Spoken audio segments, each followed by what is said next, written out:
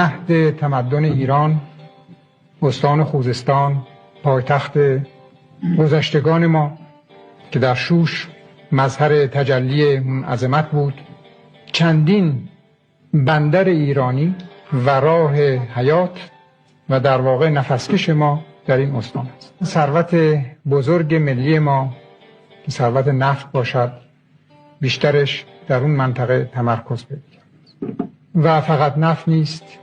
خوزستان میتواند 800,000 هکتار زمین آبیاری شده که محصول این زمین اگر از هر نقطه دیگر دنیا بالاتر نباشد مسلماً مطابقت خواهد کرد با بالاترین بازده کشاورزی دنیایی.